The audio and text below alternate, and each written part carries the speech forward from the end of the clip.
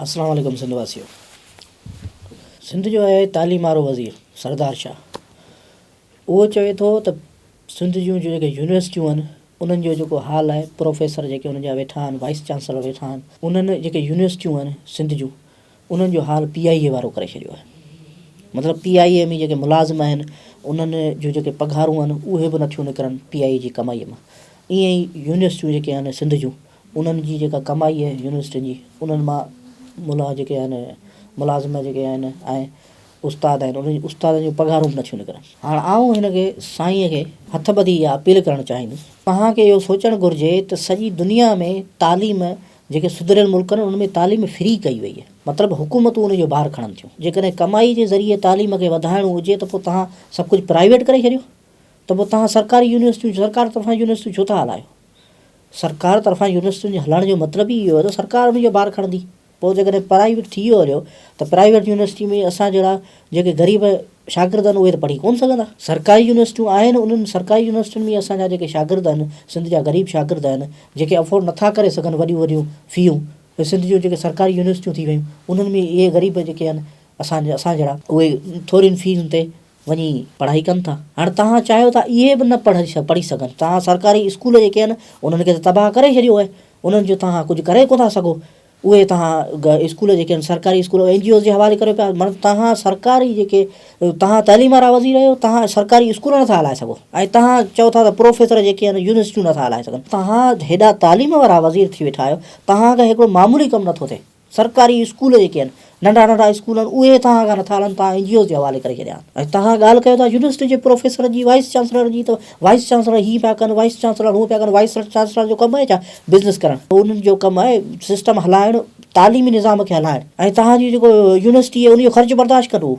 University एतिरो कमाए त फीस उनखे वधाइणी पवंदी, फ़ियूं वधाइणी पवंदियूं ऐं उनखे कई तरीक़ा करणा पवंदा कमाइण जा। पोइ सरकारी यूनिवर्सिटी त रहंदी कोन, उहा त प्राइवेट थी वेंदी हली। तव्हां मतिलबु उन मां कमाइण था चाहियो या तव्हां चाहियो था त उन मां एतिरी पघार निकिरे जो एतिरो पैसो निकिरे यूनिवर्सिटीअ मां जेको हुनजो ख़र्चु हले ऐं ख़र्चु हले हुनजी पघारूं हुन मां निकिरंदी आहे सभु। तव्हांखे इहो हथ ॿधी अपील कंदुसि त तव्हां सरकार खे चओ त हिननि जो फंड वधाए, पर तव्हां हुननि खे चओ था त जेके अचनि था जेके VC थियनि था उहे उस्तादनि मां ई थियनि था, उहे पंहिंजी कम्यूनिटीअ खे खणनि था, पंहिंजी कम्यूनिटी जी भलाई जे लाइ कमु कनि था।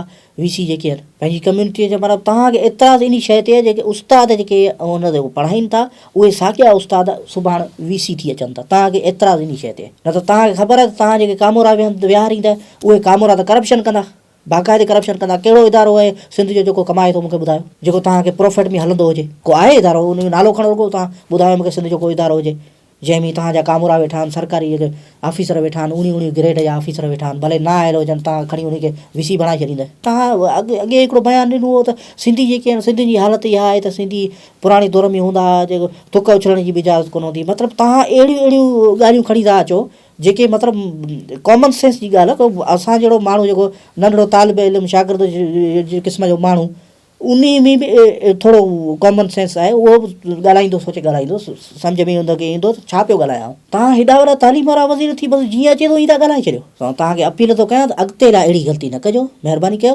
अगरि तव्हां पढ़ो, इकोनॉमिक्स पढ़ो ऐं तव्हां तालीम जे बारे में पढ़ो, तव्हां VC जो कमु बि ॾिसो ऐं तव्हां दुनिया में जेको तालीम ते ख़र्चु थिए पियो, जेको तालीम ते दुनिया में रिसर्च थिए पई, जेको तालीम लाइ कमु थिए पियो दुनिया में, तव्हां चओ था त यूनिवर्सिटियुनि मां को बि मेडिकल जो को दवाउनि जो को फार्मूलो कोन निकितो आहे, का अहिड़ी रिसर्च कोन निकिती आहे एग्रीकल्चर जी जेको असां उन्हनि खे माल खे जानवरनि खे वधाए सघूं या असां को ज़राअत जो को अहिड़ो नओं को नमूनो आणे सघूं। इहा ॻाल्हि आऊं तव्हांखे इहो इन जो जवाबु इहो ॾींदुसि त साईं जन तव्हां ॾिसो वञी असांजी यूनिवर्सिटियुनि मां जेके सिंध जूं यूनिवर्सिटियूं आहिनि उन्हनि मां जेको फार्मूला जेके निकिता आहिनि उन सां ज़राअत खे वॾो फ़ाइदो थियो आहे।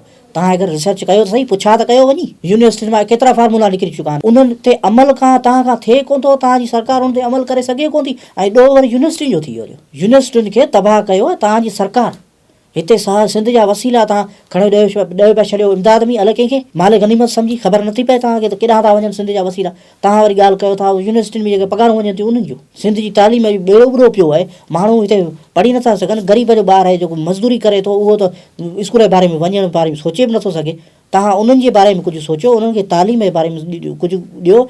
तालीम में जेको बजट अचे थी उन बजट मां तव्हां वॾो हिसो तालीम जे लाइ ख़र्चु कयो, न तव्हां तालीम लाइ कुझु कोन कंदा आहियो। जेको सिस्टम आहे, जेका हाल हले पियो, जेको सिस्टम उन खे बि तव्हां तबाह कंदा। ख़ुदा जो कुझु ख़ौफ़ कयो। तव्हां सदायो सैयद था, पर सैयद ऐं मूंखे कोन थो लॻे त तव्हां सैयदनि जे जेको रस्ते ते हलो पिया। सैयदनि हिन दुनिया में अची तालीम वधाई, इल्मु माण्हुनि खे सेखारियो। सैयदनि जो मक़सदु ई इहो आहे। इमाम जाफ़र सादिक़ हो त उन इमाम जाफ़र सादिक़ शागिर्द पैदा कया, शागिर्द तयारु करे उन सॼी दुनिया में मोकिले छॾिया, तव्हां वञी पढ़ायो।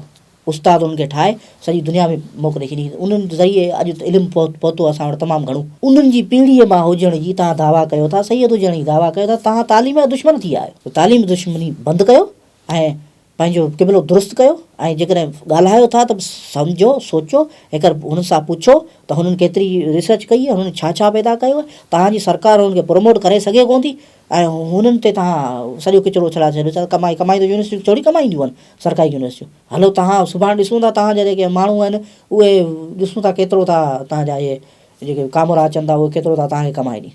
पोइ ॾिसूं था, पोइ जेको हाल आहे न उहो बि चट थी वेंदो। 10 करोड़ तव्हांखे मिलंदा, तव्हां हींअर चओ था 25 करोड़ मिलंदा असांखे सालियानो हिकिड़ी यूनिवर्सिटीअ मां कमाई अचे थी।